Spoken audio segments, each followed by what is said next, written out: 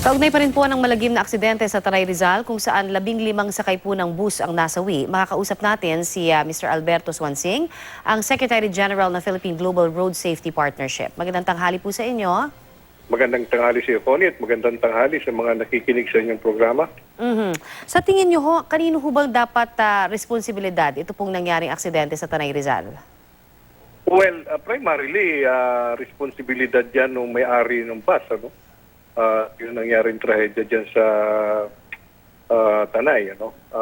Kasi that involves like yung selection ng driver, tapos yung condition ng sasakyan. Ano? Yung sitwasyon kasi at that time, yung lugar na yun na pinangyarihan ng insidente, bulubundukin kasi yung Tanay eh. So, zigzag yung kalsada, pababa.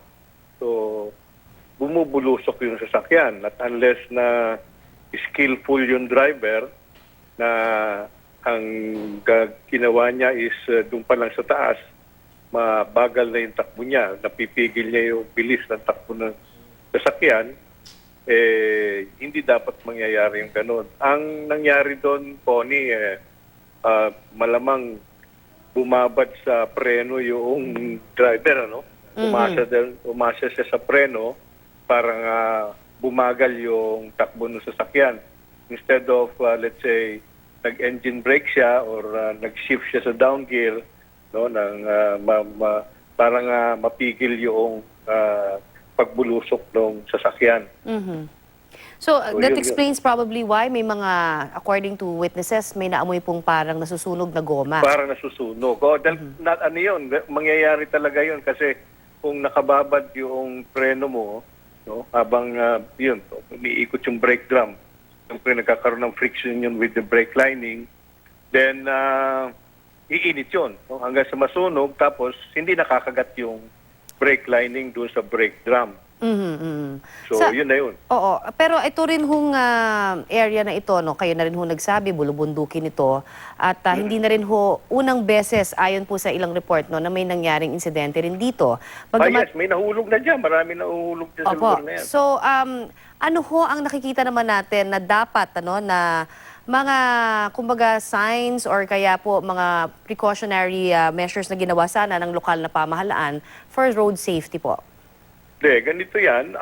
Unang-una siguro, engineer intervention, ano? Kung pwedeng laparan pa yung kalsada para na sa ganun mayroong maneuvering elbow room yung driver, no?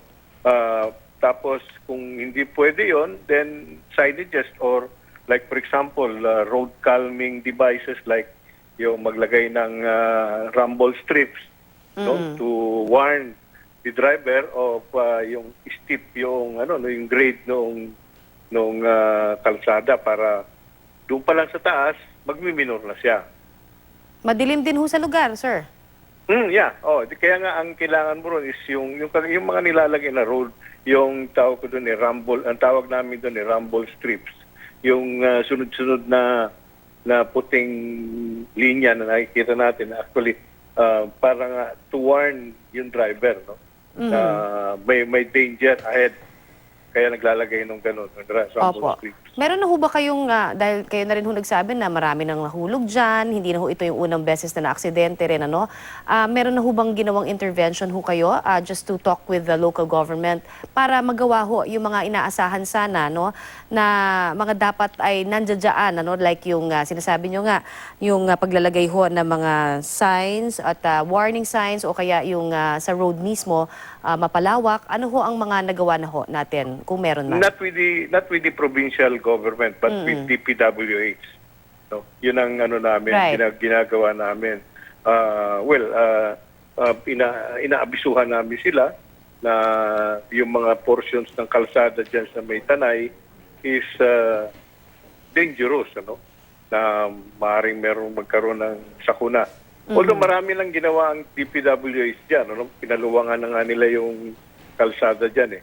No? Pero hindi pa sapat yun, kundi talagang kinakailangan is pag-iingat on the part of the driver pag dadaan siya dyan sa lugar na yan. Anything else, sir, that you will be recommending after po nitong aksidente? It's so sad, no, na maraming buhay na po ang nalagas bago Well, tayo. ang masasabi ko, unang-una nga, mabuti nga't na merong poste ron, ano? Opo. Dahil kung walang poste, laglag sa bangin yun. So, ang additional measure na dapat siguro gawin doon is maglagay ng guardrails, ano? Para at least ma-prevent yung sasakyan from magja-jackknife siya ron sa bangin.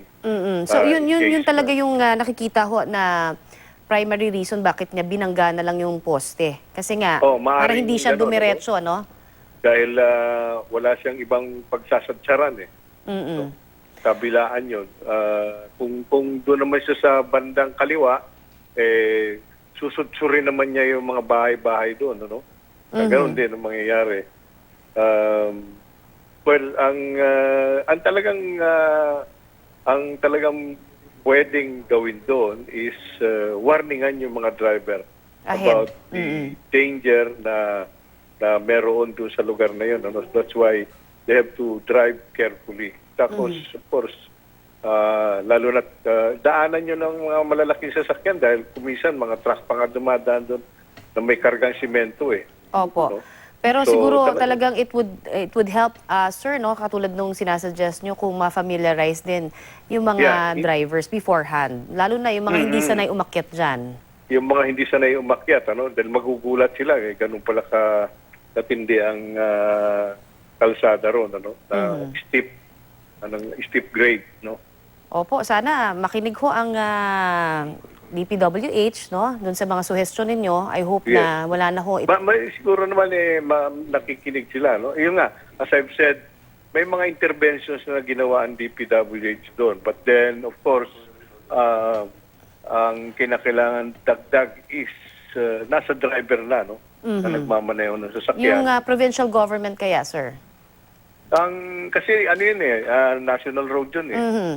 But at Kaya- least for the tourists, kasi ang dami hong mga mga pinupuntahan na iba't ibang mga resorts na rin ngayon, di ba? Yes, So yes, maybe oo. they can also help out in this can also information dissemination.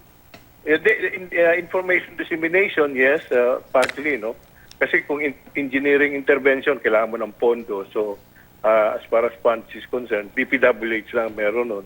Although, yung yung provincial government, maaaring merong konting pondo na pwedeng gamitin para Opo. rin Kahit mag-apply yung mga ng, signs man lang engineering. naunahan na nila, ano? Yes. Oo. Yung mga road signs. Ano? Tanta rin ng road signs yun na kinakailangan mag-ingat ng driver at sigsag yung lugar at delikado. Alright. Thank you very much po sa inyo pong ibinigay sa aming oras. Maraming salamat din. Ayan po naman si Mr. Alberto Swansing, Secretary General ng Philippine Global Road Safety Partnership.